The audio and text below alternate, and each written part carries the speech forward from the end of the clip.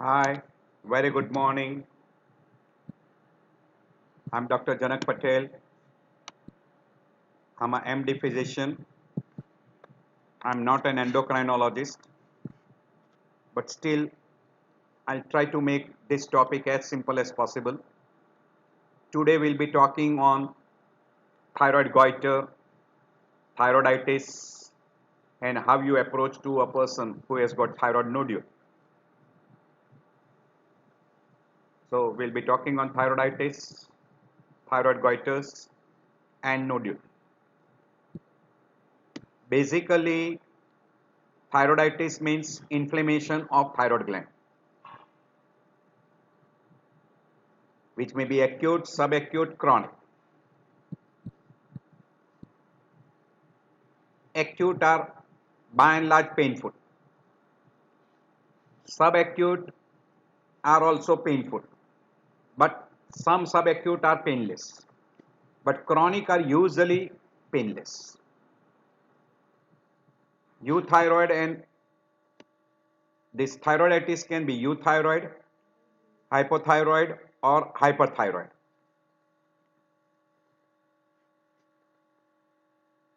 Thyroiditis can be painful, can be painless. Painful can be infectious.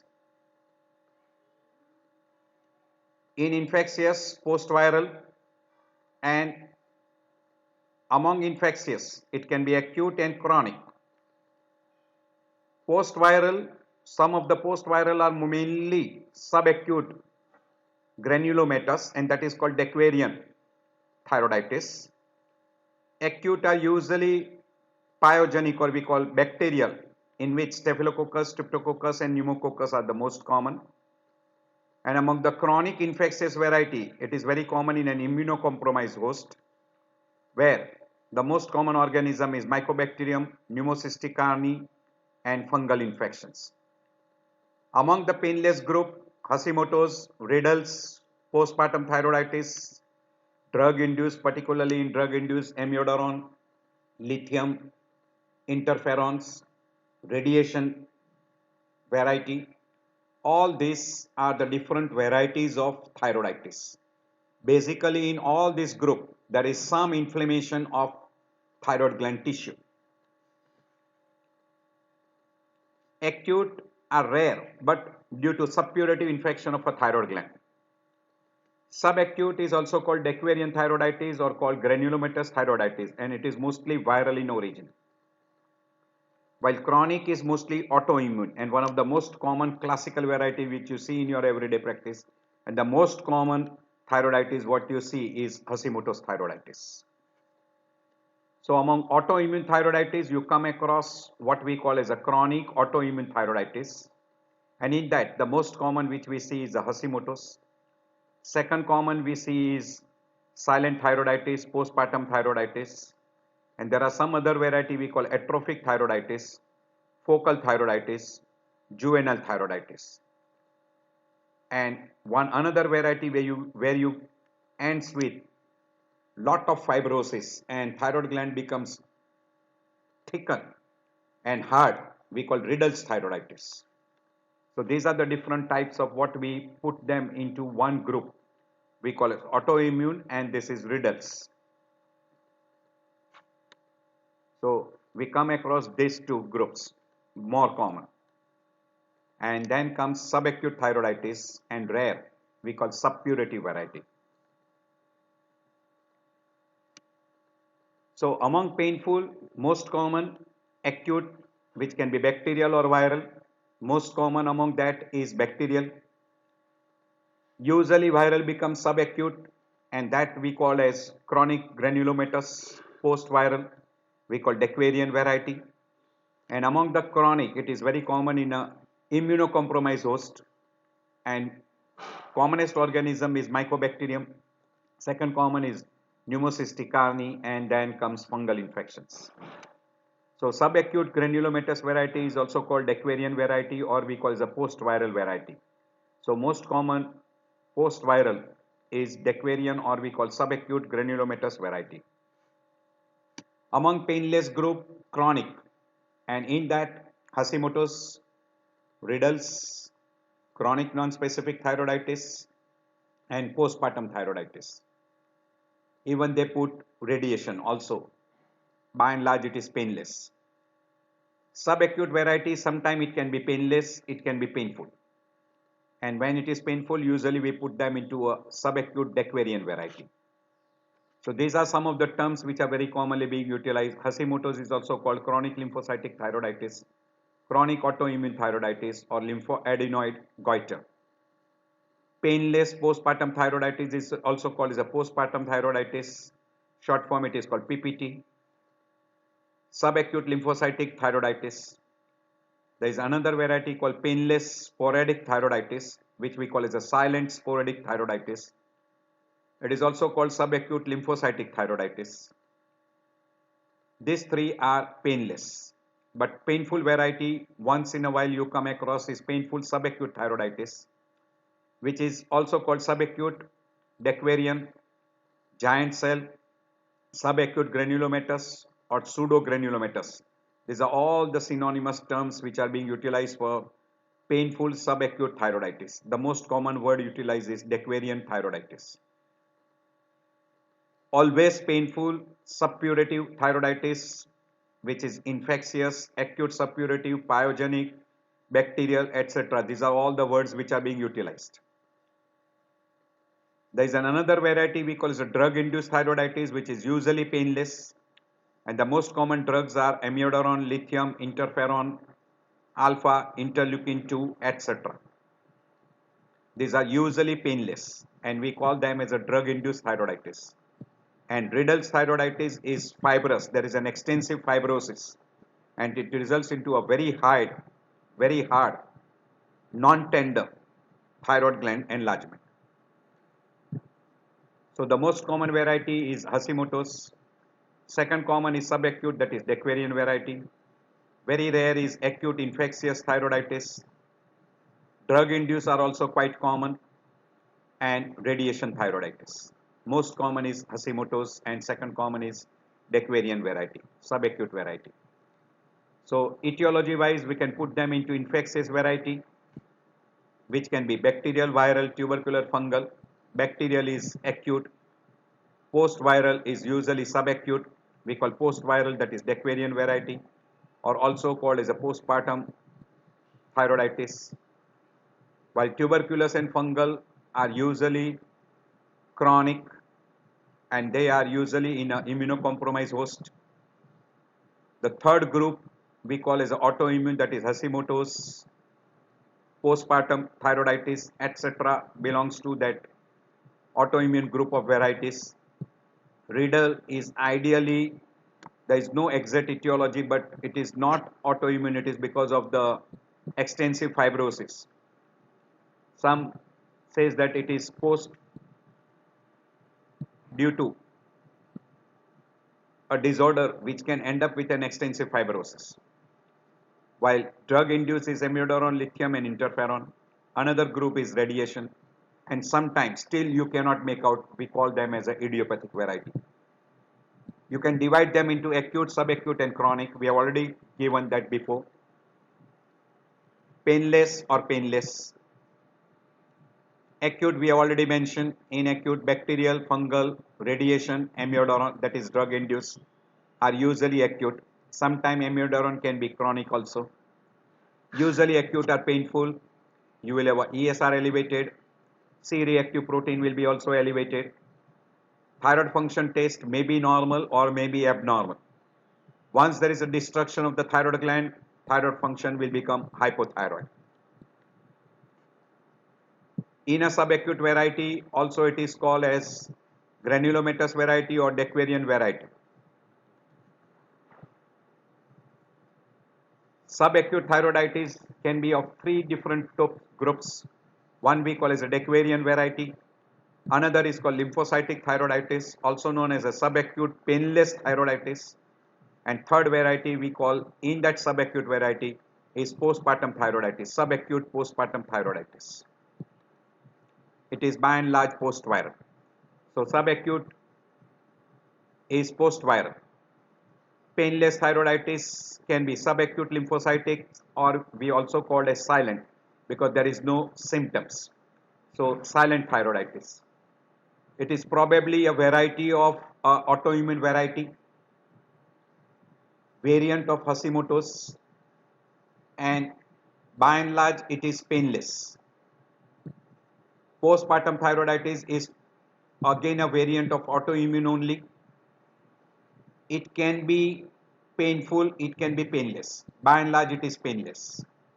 So in a painless variety you come across silent thyroiditis, postpartum thyroiditis, and Hashimoto's thyroiditis. These are all autoimmune, variant of autoimmune. Drug induced can be amiodarone, lithium, interleukin, as well as what we call as interferons. Radiation is usually after a post-radioactive iodine treatment. Among pathophysiology, you know very well, it can be infectious, it can be post-viral or autoimmune. Inflammation will lead to necrosis followed by fibrosis. Initially it is euthyroid. Because of little inflammation, you can have a little increase in secretion. Person can have a little increased production of a thyroid hormone, we call as a hyperthyroid stage. And when it is secondary due to Hashimoto's, it is also called a Hashimoto toxicosis. And later on, as the necrosis sets in, the production of T3, T4 goes down, person becomes hypothyroid. And it may be the end results of either infectious variety, post-viral variety, or an autoimmune variety. Among clinical features, one of the most common presentation is, as far as onset is concerned, acute, subacute, or chronic. The goiter can be painful or painless. And clinical features wise, initially almost majority of all are euthyroid. No clinical symptoms and signs of thyroid function disorders, but they will have definitely goiter, which can be painful or painless. Chronic are usually painless. Subacute is usually painful, acute is usually painful.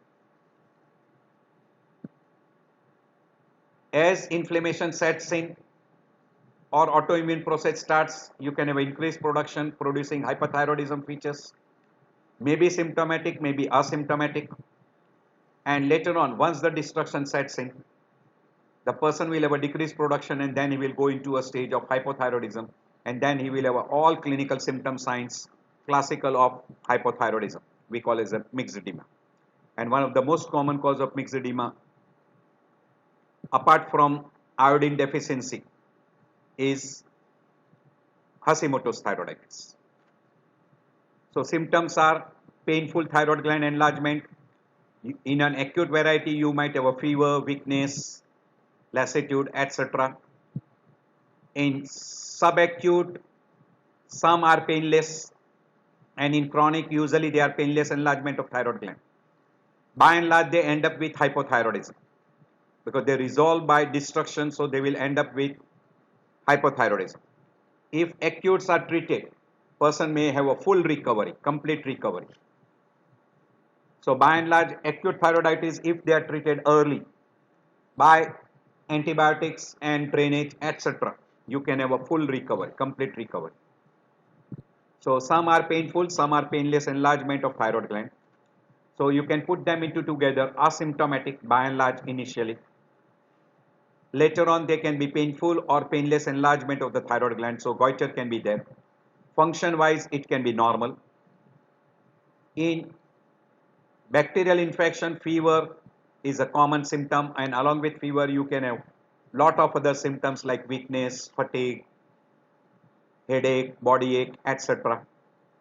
And subacute and chronic variety are usually of febrile. As far as clinical stage is concerned, it can be euthyroid, hyperthyroid, or hypothyroid. Any one of these. The end result is usually hypothyroid. So this will be hypothyroid symptoms. This will be some of the hyperthyroid symptoms which we have already discussed in previous lectures.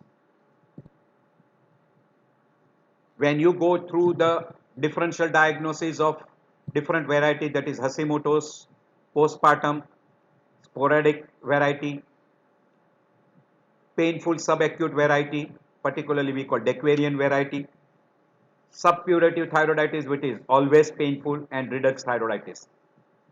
If you look at the age, Hashimoto's is very common between 30 to 50 years.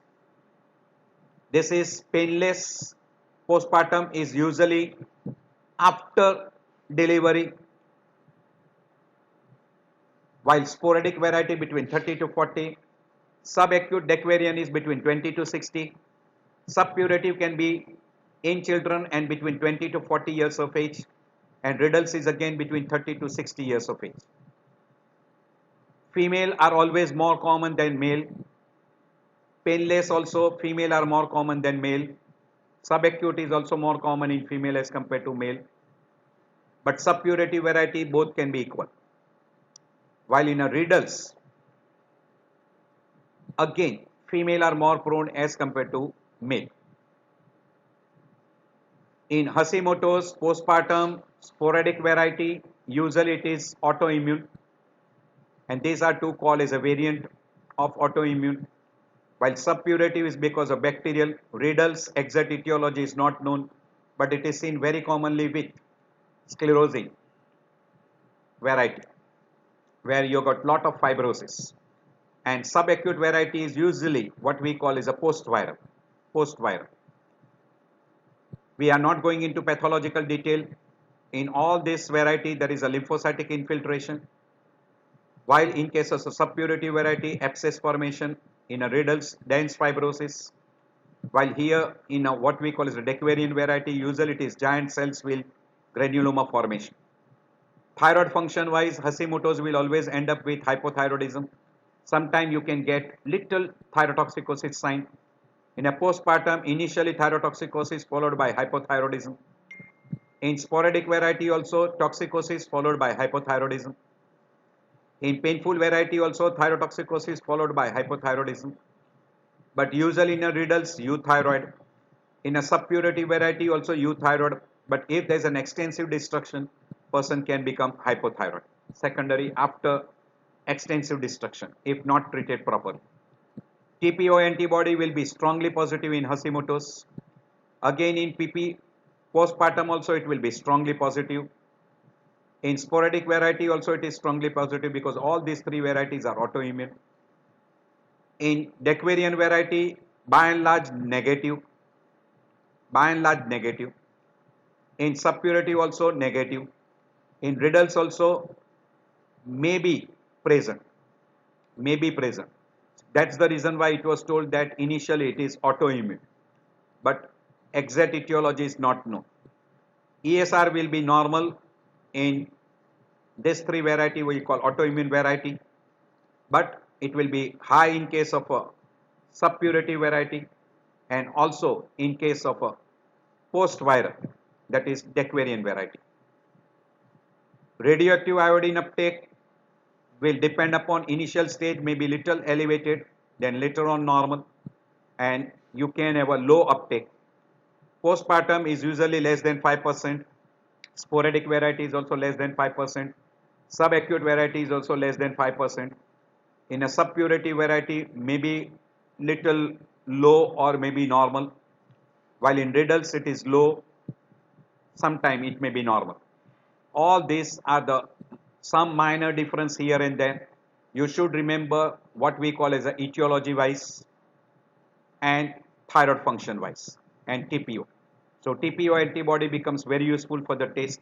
It will be strongly positive in Hashimoto's, postpartum and sporadic variety, while it is usually negative in case of riddles and in case of subpurative variety. It may be borderline positive or low titer in case of a Dequarian variety. That becomes very useful. So try to go through that. This is also a minor difference between what we call as a Dequarian variety, Hashimoto's and riddles. So we are not going to detail, we have already mentioned before. So you can go through your at leisure time. Very common in Dequarian variety. This is the way it approaches. This is what we call as a serum thyroxine level.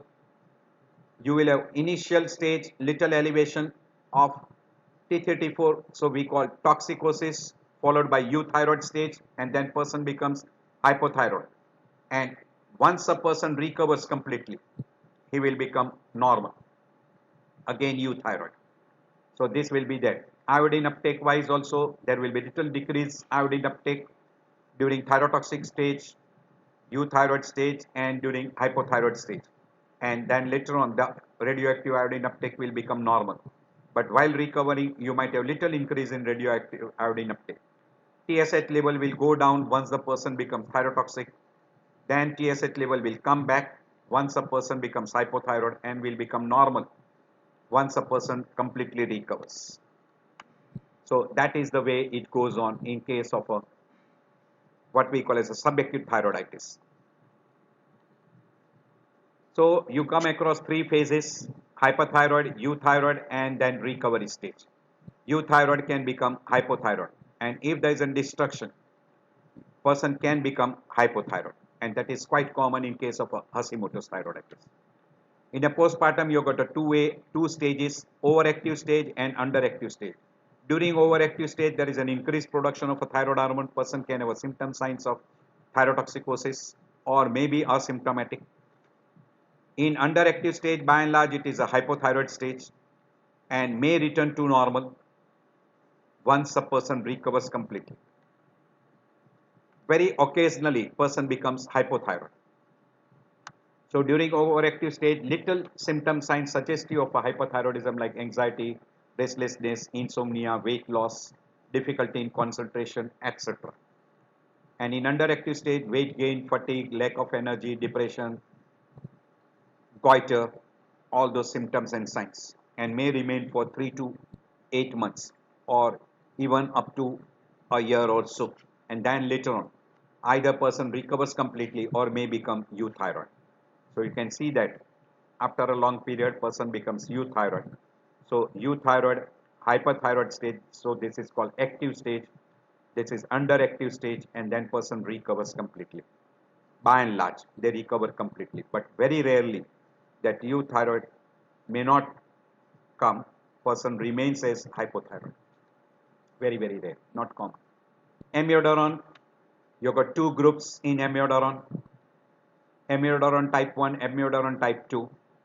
Type 1 is usually because of dose-based dose phenomena, where usually person is having underlying multinodular goiter or Graves' disease, which increases because of a dose-based dose phenomena.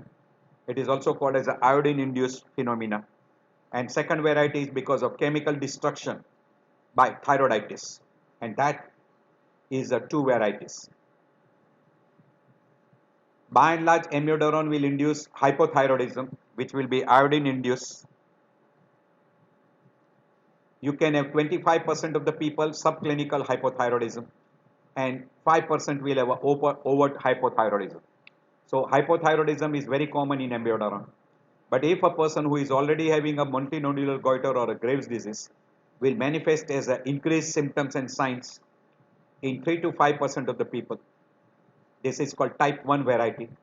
And you can have a destruction of the thyroid gland, which we call as a chemical destructive thyroiditis.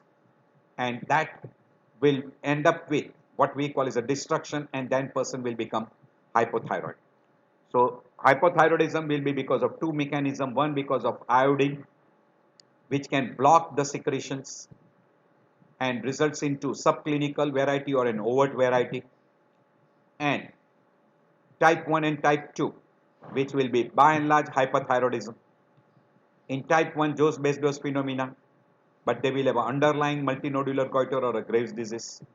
And in this particular variety, destructive thyroiditis finally may end up with hypothyroidism.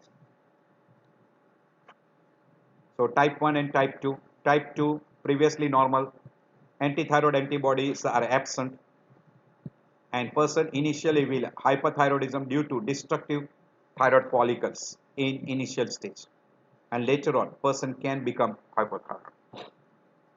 While iodine induced, which is blocking the secretion of, inhibits the T3 T4 conversions, and that will end up with what we call as a hypothyroidism. In thyroiditis group. History, physical examination and thyroid examination becomes very useful. So a painful thyroid, inflamed thyroid, more in favor of acute. Painful thyroid but non-tender, tender thyroid but not a warm thyroid, more in favor of subacute variety. A chronic thyroid is usually painless. Then we go for investigation like T34, TSH and TPO antibody. Person can be detected as euthyroid or hyperthyroid or hypothyroid. TPO antibody we have already shown you will be strongly positive in an autoimmune variety like Hashimoto's postpartum, or we call as a painless subacute thyroiditis or sporadic thyroiditis. CRP, ESR will be elevated in mainly bacterial variety, also may be elevated in a subacute variety. TPO antibody will be usually negative in case of a riddle thyroiditis, acute thyroiditis, it will be negative. Radioactive iodine uptake will depend upon the stage. FNAC biopsy will be usually negative. Ultrasound will give you an idea regarding the enlargement and it can differentiate acute from chronic variety. So any person who comes to you with a neck pain, an enlarged thyroid gland, and if there is no neck pain, then look for hyperthyroid symptoms or hypothyroid symptoms. Usually hypothyroid is chronic lymphocytic thyroiditis like we call Dequarian variety. Hyperthyroid can be Graves' disease or subacute lymphocytic variety.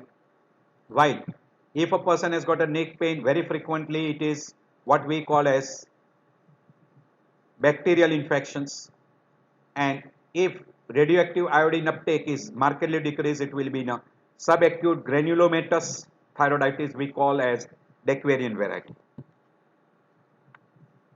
So three phases: initial phase, high T34 level, low TSH level, and radioactive iodine uptake may be less than 5%. In a second stage, person might go into hypothyroid stage we call as a low T34, high TSH and normal radioactive iodine uptake. And in a recovery stage, everything will be normal, T34 will be normal, TSH will be normal, and radioactive iodine uptake will be also normal. And this will be very peculiar in a subacute thyroiditis we call as a Dequarian variety. Usually in a thyroiditis, if a person is having hypothyroid symptoms, hyperthyroid symptoms, beta blocker for symptomatic relief.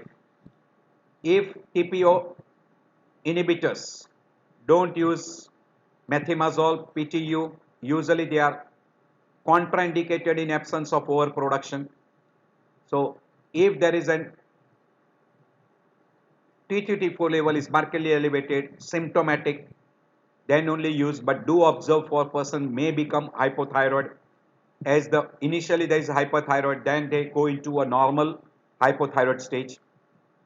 Steroid very rarely being useful. They are given only if there is a very severe pain, particularly in an autoimmune variety. Usually it is a short course. Steroid is absolutely contraindicated if it is a subpurity variety. Don't use steroid in a subpurity variety. NSAID is commonly used to reduce inflammation and pain. So that will be in a thyroiditis. So there will be three stages. During thyrotoxicosis, by and large, treatment is not given. Even during hypothyroid stage, by and large, the treatment is not given. It is mainly symptomatic. Here, beta blockers. In hypothyroid, you don't have to start levothyroxine as a hormone replacement therapy. For thyroid pain, NSAID. Only in case of an autoimmune variety, you might use steroid. But look for later on person will become hypothyroid because of destruction of the tissue in Hashimoto's variety. Now he will need hormone replacement therapy. So during thyrotoxicosis, beta blocker, hypothyroidism, if it persists, thyroid hormone replacement. For thyroid pain, anti-inflammatory steroid is very rare, and by and large steroid has to be used. It should be used only in case of autoimmune variety. Absolute contraindication if a person has got subpurity variety. In amiodarone induced type 1 variety, particularly because of hyperthyroid function, you can go for methimazole or PTU. Very rarely you require radioactive iodine treatment or you have to go for thyroidectomy. Rare, absolutely rare. In type 2 variety, by and large, you use prednisolone because here it is very beneficial. By giving prednisolone, you prevent destruction of the thyroid gland, and later on, the person may not go into hypothyroid state. And if a person is having a hyperthyroidism symptom signs and by laboratory picture, you can put them on a methimazole and taper the dose as the person starts improving, and even the steroid should be tapered as the person starts improving. In a riddle thyroiditis, usually surgery if required. If there is a pressure symptoms, then only it is being advised. Corticosteroid has usually almost no value. By and large, a person may require a surgery if there is a compressive symptoms on trachea. Complication in a thyroiditis very common because of a pressure effect. It is very common in a case of a what we call as a Riddle's thyroiditis, very rarely in other varieties.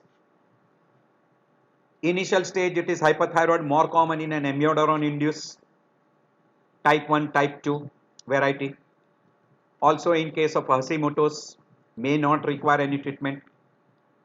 They usually end up with hypothyroidism.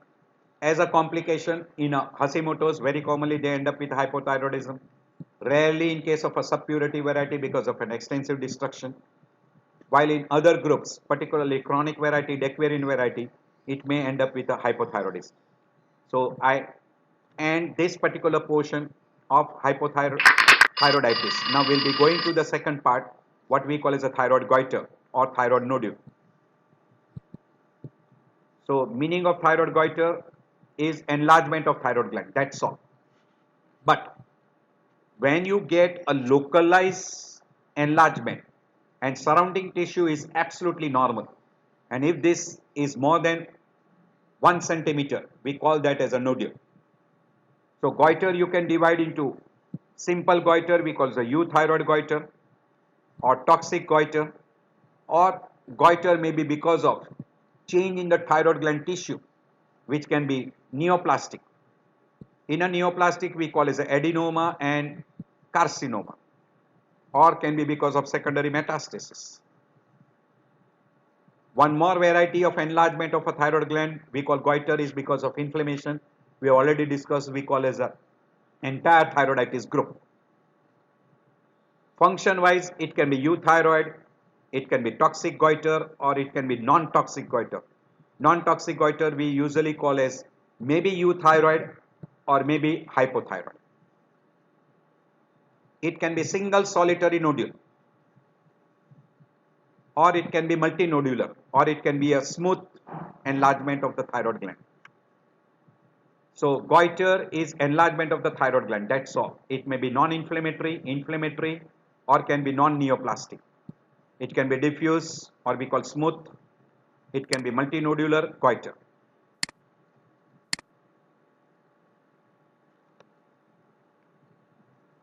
So a portion of a thyroid gland which is palpable or radiologically distinct from the surrounding gland tissue, then we call that as a nodule.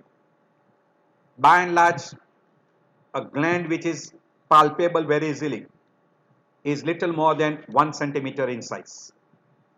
You can divide those particular into benign, malignant.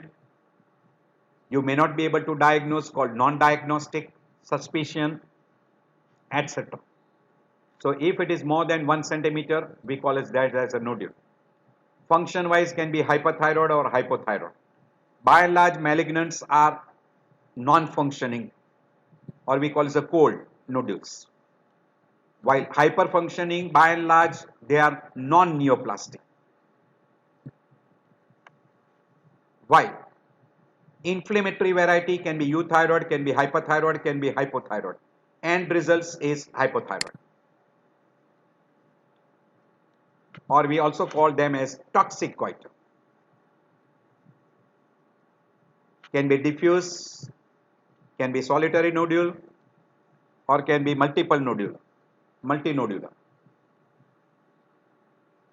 So euthyroid is called non-toxic, hypothyroid toxic goiter. Then combination of those two, toxic solitary, toxic multinodular, non-toxic multinodular, and non-toxic diffuse goiter. These are all different goitrogens which can increase the size of the thyroid gland, maybe euthyroid, maybe hypothyroid. So goiter you can divide into endemic or sporadic. Structure wise smooth, nodular, and nodular can be solitary nodule, multinodular. Neoplastic wise adenoma, malignant, and secondary metastasis. Function wise euthyroid, hyperthyroid, or hypothyroid, or we call toxic, non-toxic, and hypothyroid.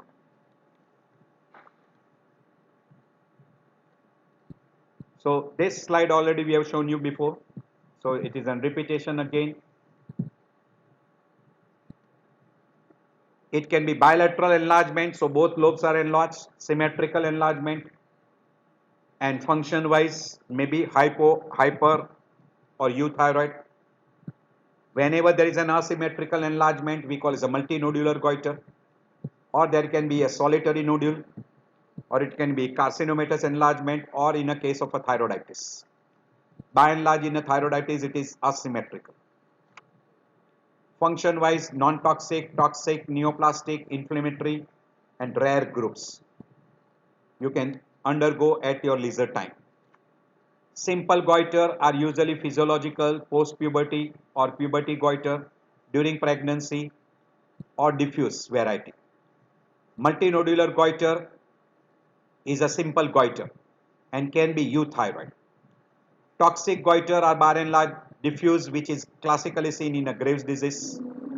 Multinodular goiter is seen in a plumber, and toxic adenoma is in a Goytach syndrome. Neoplastic can be benign or malignant, or can be secondary metastasis or other varieties. Inflammatory can be acute, subacute, chronic. Chronic are usually autoimmune. Subacute are granulomatous. Fibrosing variety in Riddle's thyroiditis, acute infective, and subacute we call as a Dequarian variety. So inflammatory can be autoimmune, granulomatous, fibrosing variety in Riddle's, granulomatous we call as a subacute variety or Dequarian variety, which is usually painful. Fibrosing variety is painless. Infective can be acute or chronic.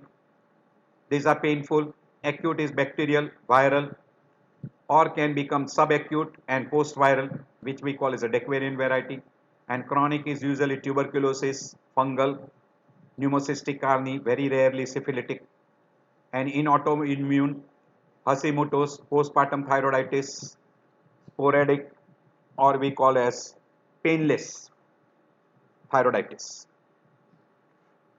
So goiter you can divide function wise hypo, hyper, and neoplastic. Hypo can be congenital or acquired. Among acquired, autoimmune, and this autoimmune classical is Hashimoto's thyroiditis or because of iodine deficiency, and congenital is autoimmune variety or maybe drug induced or maybe dysharmoniogenesis. And among Graves' disease, it is autoimmune. Riddle's is one another variety which can be acquired variety. By and large, it is euthyroid or hypothyroid. Graves' disease is usually hyperthyroid. Inflammation will also produce goiter. We already told you it can be acute, subacute, chronic. Neoplastic can be benign or malignant. You can divide according to the radioactive iodine uptake, cold nodules, hot nodules, and warm nodules. So again, this is another way: inflammatory, toxic, autoimmune, simple, and neoplastic variety, whichever way you want to approach. Mainly we are interested in benign variety and malignant variety. In a malignant variety, we have got basic follicular carcinoma, or anaplastic variety or secondary metastasis. While in a benign variety, the most common is autonomous toxic nodule, or we call as a euthyroid goiters, which can be multinodular or diffuse enlargement like puberty goiter, iodine deficiency, sporadic variety, etc. You can have a toxic goiter which can be autonomous toxic nodule, we call as a goiter's disease. Plumber is multinodular toxic goiter. You can have a colloidal nodule, Hashimoto's thyroiditis, and even a Graves' disease will be a benign variety, which can be diffuse toxic enlargement. You can have a subacute thyroiditis, follicular adenomas, etc. Among thyroid gland cancer malignancy, the commonest variety is a follicular well differentiated variety papillary carcinoma, which is accounting for almost 80% of the cases. Pure follicular variety will be 10% of the cases. Then medullary carcinoma will be accounting for 5 to 10% of the cases, and anaplastic variety 1 to 2% of the cases. So differentiated variety papillary carcinoma is almost 75%, follicular is around 10%. There is another word utilized is Hurther cell, which is 5%. Anaplastic variety is 5%, which can be small cell or giant cells, and medullary carcinoma is again 5%. And other what we call is the sarcoma, teratomas, lymphomas, or metastasis is 1%. We have already shown you this slide before. It can be smooth enlargement or a multinodular enlargement or a solitary nodule. Function wise, euthyroid, hyperthyroid or hypothyroid, we call toxic. Euthyroid is called non-toxic or hypothyroid. You have to examine the thyroid gland depending upon that site, size, shape, surface, consistency, tenderness, pressure effects, movements, etc. You should look for all these findings, which we already done in a thyroid introduction. So you try to find out all those things by well examination, and you try to differentiate. So you get a good family history of autoimmune disease like Hashimoto's. The chances of Hashimoto's will be very high. Family history of a benign thyroid nodule, again that is in favor of benign variety. If hypothyroid or hyperthyroid are usually non-malignant, painful or painless. We have already mentioned before in a thyroiditis chapter. Soft, smooth, mobile is less likely to be malignant. Multinodular goiter without a predominant nodule, again more in favor of what we call as a non-malignant variety. Warm nodule or thyroid scan is again less in favor of malignancy.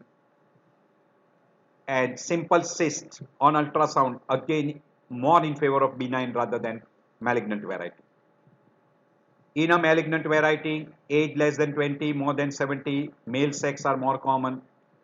A person who has undergone irradiation or a neck surgery, or person strong family history of what we call as a follicular malignancy, a MEN type 2 variety, we call multiple endocrine neoplasia,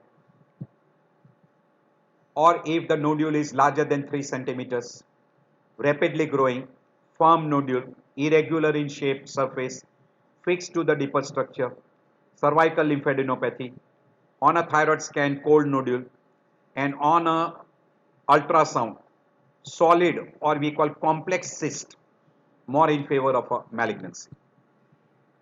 On examination, look for the compressive symptoms, enlargement of the thyroid gland. In a compressive symptoms, cough, hoarseness, difficulty in swallowing, difficulty in breathing, the nodule does not move on, deglutition or drinking water. You should examine the person in a sitting posture, look for the peripheral lymph nodes, look for the Pemberton sign to rule out the substernal goiter, retrosternal goiter. Examine properly, do inspection, palpation, percussion and auscultation. Look for the lingual thyroid gland. Look for secondary metastasis. These are secondary metastasis. You can see the size of the thyroid gland enlargement. 100% this has to be a malignant tissue. In an area where there is a goitrogens or iodine deficiency area, it can be iodine deficiency goiter. If there is a substernal or retrosternal, then you can have a compressive symptoms and you can see the dilated veins on the upper part of the neck. Do look for these signs. This is multinodular and clinical symptom signs of toxicosis, so we will call as a multinodular toxic goiter. If there is a diffuse and there is a signs of thyrotoxicosis, we will call that a diffuse toxic goiter, classical in Graves' disease. All neck swelling are not thyroid. It can be a brachial cyst. It can be because of goiter. It can be infected cyst. It can be cervical abscess, submandibular abscess, or it can be lymph node secondary metastasis from a distant malignant tissue. So examine thyroid gland properly and look for whether it is solitary nodule, multinodular, diffuse, solitary, etc., tender, non-tender.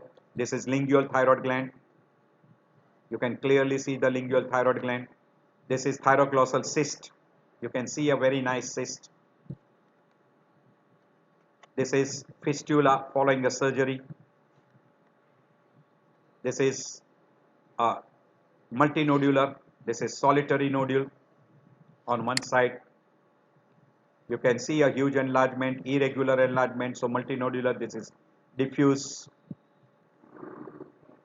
Look for substernal goiter, Pemberton sign. Elevate the arm. This is before elevation, and after elevation you can see the compression on the blood flow, which will result into congestion of the face. And in a retrosternal variety, already if it is compressing, producing a compressive symptom, you can have a dilated veins close to the suprasternal in a upper part of the chest. This is Pemberton sign very clearly. Examine always from the back and use the finger. You look at the volume, consistency, mobility, surface, temperature, parameters, palpate for thrill, or we call as a bruit, painful, non-painful, etc. Look for all those things and auscultate for a bruit.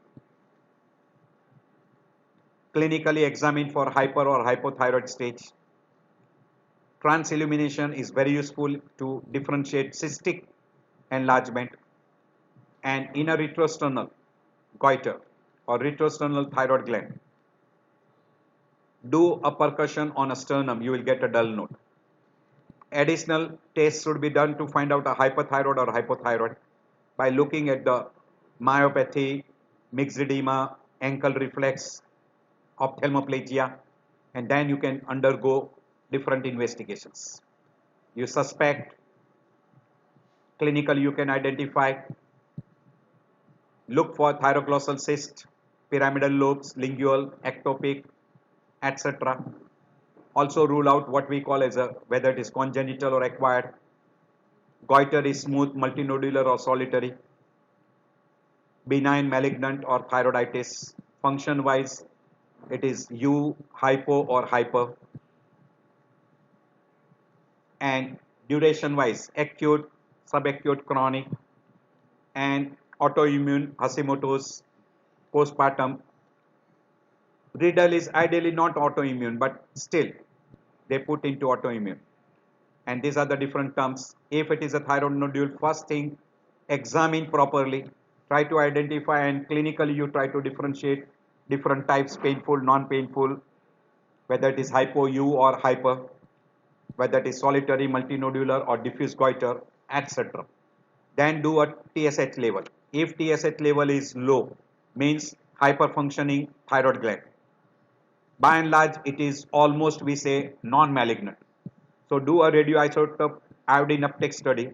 If it is a hot nodule, more in favor of Graves' disease, you can put them onto radioactive iodine, or you can go for surgery, or you can even do thyroid drugs, anti-thyroid drugs.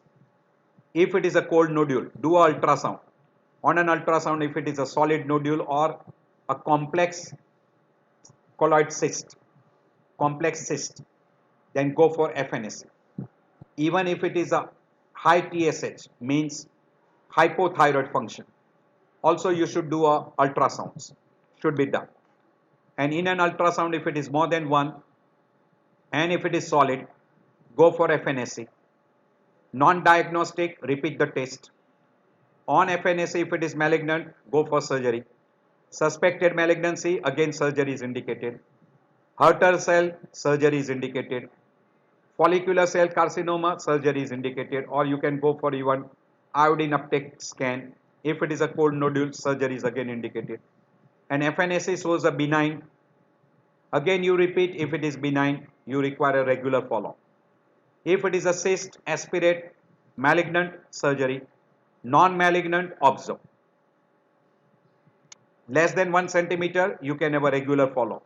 And we have already told you, if it is rapidly increasing in size, more than 3 centimeter, fixed to the deeper structure, you can do ultrasound, radioactive iodine uptake, and directly go for FNSC.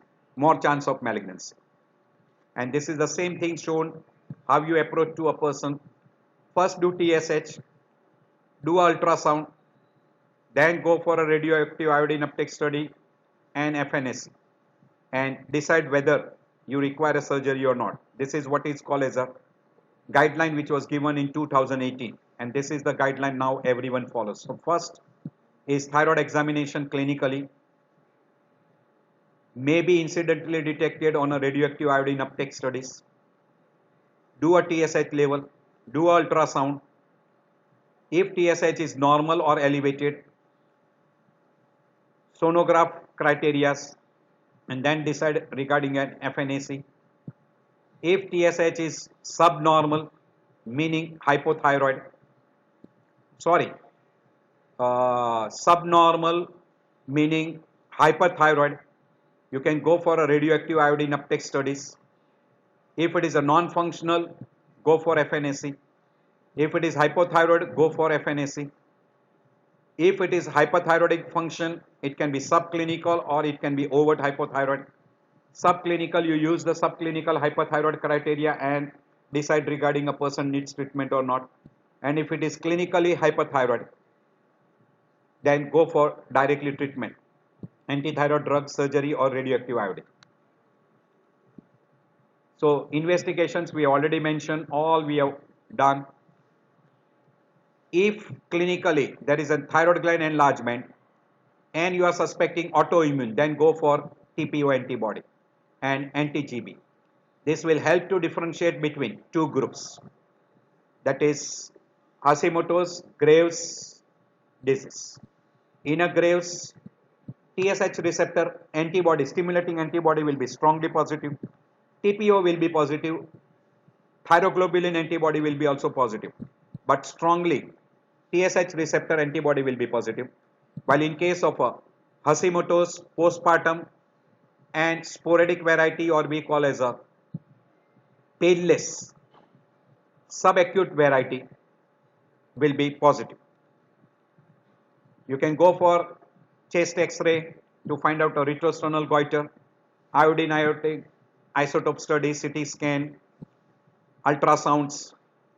On a scan, you can easily identify the smooth increased uptake. This is different lobes having a multinodular area getting a high uptake. Some nodules are normal uptake. If there is a single nodule having a very high uptake, it is a solitary nodule we call Goiter's disease. In a subacute variety, usually there is low uptake, so that gives rise to a, what we call as a subacute variety or a Dequarian variety. If there is a small area which is having no uptake, we call as a cold nodule. If entire gland having an uptake but it is not very high, we call as a warm nodule. And if there is a small area which is having a very high uptake, we call as a hot nodule. Hot nodule are less likely to be malignant. Cold nodule are more likely to be malignant. Warm are again more likely to be normal. but still you have to keep a watch. So cold nodule, FNAC is a must. Hot nodule, less likely to be malignant. Warm nodule can be malignant and it is in only 5% of the people. So look for the cold nodule, hot nodule. Hot nodule are by and large very rarely thyroid malignancy, only in 2% of the cases. Warm nodules only in 4% of the cases, while you can see in a cold nodule, it will be very high, 15 to 25% of the time it will be malignancy. So go through that. FNAC is a must. Management wise, if it is malignant, surgery, by and large, complete total thyroidectomy. Very rarely you require a partial. Radioactive iodine treatment is very, very useful, and you can go for a chemotherapy. If it is a benign nodule, levothyroxine for suppressor therapy. You can go for a percutaneous ethanol injections. Surgery can be indicated. Radioactive iodine therapy in very rare conditions. Laser or radiofrequency ablation. Usually these are not frequently advised. By and large, what we call as a levothyroxine or percutaneous ethanol injections to relieve what we call as pressure symptoms, or you might require a surgery. Very rarely you require a radioactive iodine, laser or radiofrequency ablation. Now part of this is replaced by radiofrequency ablation and laser therapy. So in those cases you can. Complication wise, usually secondary metastasis. By and large, very frequently in a follicular variety. Pressure effects are quite common in a multinodular goiter or in a malignancy. Also common in the case of a Riddle's thyroiditis. Esophageal, tracheal, recurrent laryngeal nerve, vein, artery can be involved. Very frequently recurrent laryngeal nerve can be involved because of pressure, or can be very commonly post-operative. You can have a complication because of surgery or while doing FNAC or while giving a chemotherapy or a radioactive iodine treatment. All this can be there. And function wise, some are hypothyroid. By and large, they are hypothyroid. You can have a complication because of hypothyroid like atrial fibrillation, congestive heart failure, tachycardias, superior vena cava obstruction because of a compressions, or it can lead to osteoporosis and fracture. So I end my lecture here on thyroiditis, thyroid goiter, thyroid nodule. I have covered up all, because in your everyday practice you will come across two groups.